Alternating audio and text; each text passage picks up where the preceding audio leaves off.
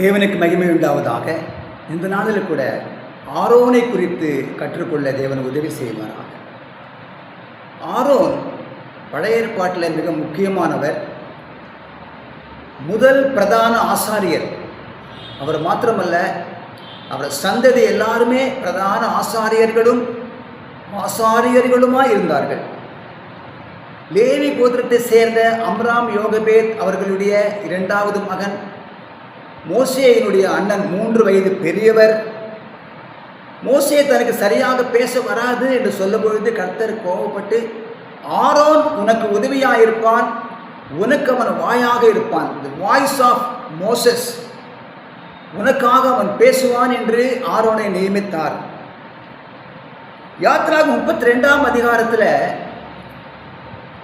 மோசே சீனாய் மலையின் மேல் ஏறி தேவனோடு உறவாடி கொண்டிருக்கும் போது, 40 நாட்கள் அவர் தேவனோடு இருக்கும் பொழுது, ஜனங்கள் பொறுமை இழந்து ஆரோனை வற்புறுத்தினபடினாலே ஆரோன் ஒரு பொன் கன்றுக்குட்டியை செய்து விக்கிரக ஆராதனைக்கு காரணமாக இருந்தது. பிற்பாடு அது ஒரு தண்டனையாக மாறிவிட்டது.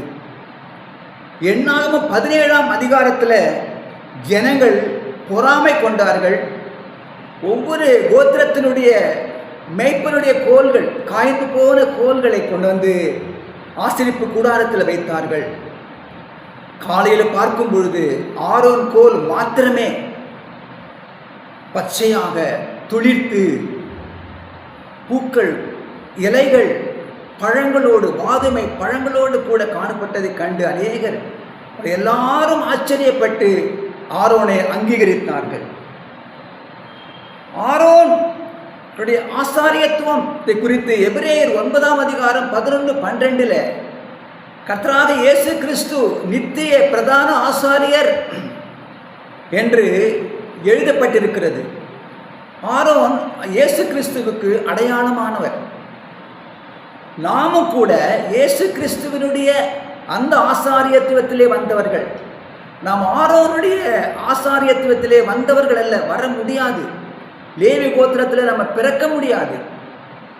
ஆனாலும் பிரஜாதியாக இருக்கிற நம்மை கூட பழைய ஏற்பாட்டு ஆசாரியத்தை விட பல மேன்மையான அனுபவங்களை உடைய ஒரு புதிய ஏற்பாட்டில் நித்திய பிரதான ஆசாரியத்துவத்தில் கர்த்தர் நம்மை ஆசாரிகளாய் மாற்றி இருக்கிறார்.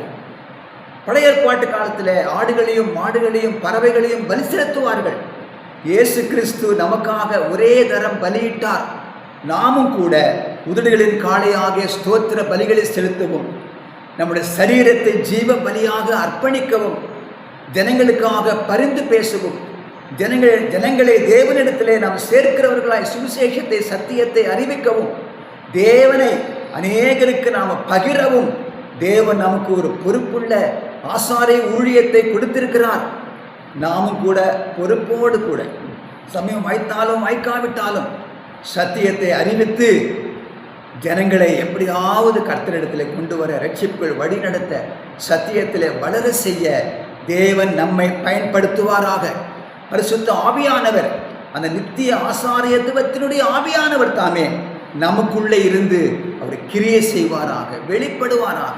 கர்த்தர் உங்களை ஆசீர்வதிப்பாராக. God bless you.